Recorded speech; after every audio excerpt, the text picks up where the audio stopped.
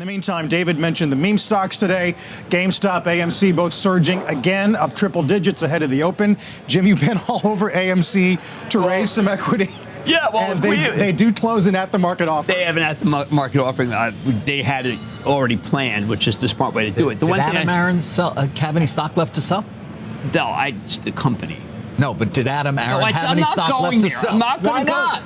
Because I don't know the answer. Okay. You want me to? Yeah, he does, and he's selling too much. No, just make it up. Is it one of those stories where it's too good to check out? I'll just make it up? That was the right answer. If you don't know the answer, I don't want to hear from you. Thank you. But I will tell you, I don't know how long this is going to go on, but I know how it ends. Badly. It ends badly. You know, the options activity obviously did pick up late last week. Who knows about Roaring Kitty and what Keith Gill did there or didn't do? All of it's perfectly legal, but well, Blue Horseshoe and Portnoy. Yeah, but Portnoy, right? But there are people buying the options now. To your point, and maybe they will do incredibly well. I mean, already today they are. Yesterday the volume was enormous as well in these. Of course, that has nothing to do with stocks, which is why Jay Clayton, in an excellent interview in Squawk, second time I've quoted Squawk because I'm a team player, and you're just talking about the idea. Is it investing? I mean, does it matter? He doesn't think it's right. But the problem is that this whole game's been caveat emptor from day one. It's just day one. Like, look, if you want to go do GameStop at 4 a.m., GameStop's market value is going to double from $9 billion to $18 billion today. What? No, of course, it's absurd. It's ridiculous. Right. And anything else you want to add there. But it's happening. But they could go, if you're GameStop, what I would do if you're GameStop, look, there's a law which says you have to time it when you buy back and when you issue stock. There is. But it's a 34. It's all very amorphous. So if you're GameStop, you could sell $1 billion worth of stock, and then you could get out of the gaming business. Why don't we just play the tape from you 3 years ago when you were saying the same thing every day? But that was at 400 when I ripped out the catheter. A great moment that has made it so I can't read my Twitter column. That's when we were in. I had back surgery. Yeah, that's right. Great. I couldn't barely walk, but you still showed up to work. No, I crawled into the hospital, but I wanted to go to work and do MAD. And the guy said, "No, you're not going. You're taking me right to the operating room." I said, "No, but I got a great MAD show tonight. I got to do MAD." Yeah. He said, "No, MAD's gone that night." A lot of things are different, Jim, about today versus that period. Namely, the percent of shares that are sold short is a fraction of what it was then. This is just people having fun. Yeah. I mean, and it's great. I don't begrudge them one bit.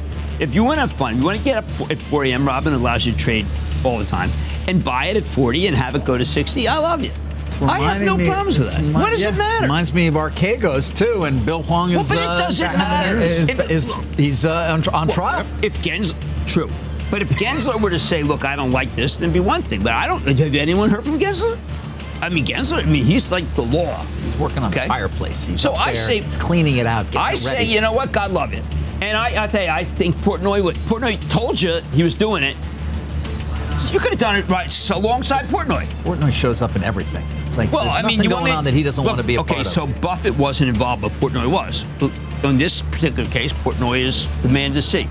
It's stunning. That's all I'll say. It's stunning. So GameStop's market value is going to more than double. So what? What do you have? And we're going to sit here and talk about the fundamentals like people a bunch hated of old, me when I said Nvidia should double. A bunch of old fuddy-duddies. People hated me when I was investigating here when I said that Google at 88 was probably worth 1/5 of what it was going for. And the general counsel who investigated me wanted to know what I knew. He said that it's undervalued. That's when Google went public. Yeah, I rested my case there. The defense rested. Hey, how's the defense doing over there downtown? I wouldn't know. Good answer. Thank you. See, that's a lot of I don't knows this morning. I like that. And I'm loving his whole rap. Notice he didn't distinguish between AMC Entertainment and AMC. So it's really vital these next 6 days because of your payday. You've really got to control the market. You can't let it lift. When you get a research in motion, it's really important to use a lot of your firepower to knock that down because it's the fulcrum of the market today. So, I mean, let's say I were short. What I would do is I would hit a lot of guys with RIM. Now, you can't foment. That's a violation of Ferment? Yeah, you can't foment. You can't create yourself an impression that a stock's down. But you do it anyway because the SEC doesn't understand it. So that's the only sense that I would say this is illegal. But a hedge fund that's not up a lot really has to do a lot now to save itself. So This is different from what I was talking about at the beginning, where I would be buying the Qs and stuff. Right. This is actually just blatantly illegal. But when you have 6 days and your company may be in doubt because you're down, I think it's really important to foment. If I were one of these guys, foment an impression that research in motion isn't any good, because research in motion is the key today. So you would hit this guy and that guy, and when you would see an offering, when you see a guy who's bidding, you'd wipe out that guy very quickly. And what I used to do was called, if I wanted to go higher, I would take and bid. And if I wanted to go lower, I'd hit an offer. And I could get a stock like RIM for maybe, that might cost me 15, 20 million, Annie, to knock RIM down. But it would be fabulous because it would beleaguer all the moron longs who are also keying on research in motion. So There's a lot of that going on today with RIM, we're seeing that. That's, again, when your company's in a survival mode, it's really important to defeat research in motion and get the Pisanis of the world and the people talking about it as if there's something wrong with RIM.